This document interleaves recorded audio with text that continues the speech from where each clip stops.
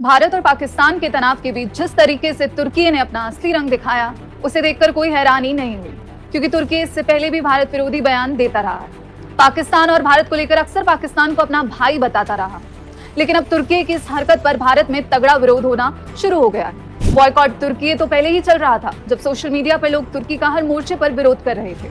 Social media पर ही नहीं, बल्कि बिजनेस के मोर्चे पर भी तुर्की के कई प्रोडक्ट्स को बैन करने की मांग उठ रही थी।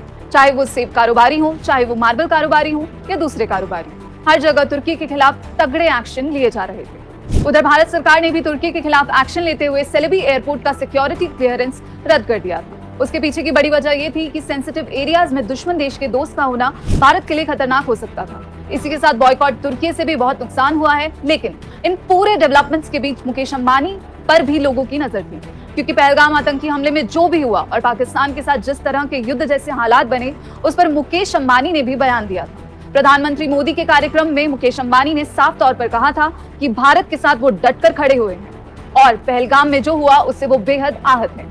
रिलायंस इंडस्ट्रीज के चेयरमैन मुकेश अंबानी ने कहा था कि 22 अप्रैल 2025 को पहलगाम में हुए बर्बर आतंकवादी हमले में निर्दोष भारतीयों की मौत पर शोक व्यक्त करने में रिलायंस परिवार के सभी लोग मेरे साथ हैं। हम पीड़ितों के परिवारों के प्रति अपनी संवेदना व्यक्त करते हैं। हम हमले में घायल हुए सभी लोगों के शीघ्र और पूर्ण स्वास्थ्य होने की कामना करते हैं। हम आतंकवाद के खतरे के खिलाफ निर्णायक लड़ाई में अपने माननीय प्रधानमंत्री मोदी जी, भारत सरकार और पूरे देश के साथ खड़े हैं।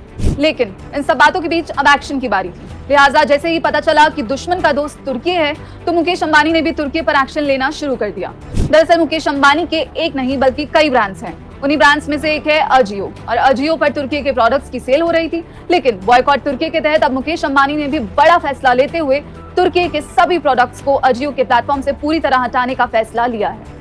रिलायंस के अजियो पर तमाम तुर्किश ब्रांड जैसे कुता, LCY की और मावी के कपड़े सेल किए जाते हैं। ये सभी ब्रांड आउट ऑफ स्टॉक्स हो गए हैं।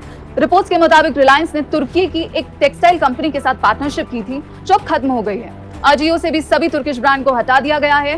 हालांकि लिस्टिंग में आपको ये जरूर दिख जाएंगे। वैसे अजियो ही नहीं, बल्कि इसके अलावा फ्लिपकार्ट और मिंत्रा जैसे प्लेटफॉर्म से भी तुर्की के प्रोडक्ट्स को हटा दिया गया है।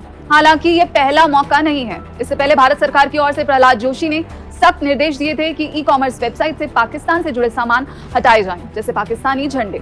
जिसके बाद भारत सरकार ने अमेजॉन और फ्लिपकार्ट जैसी मशहूर कंपनियों को नोटिस भी भेजा था।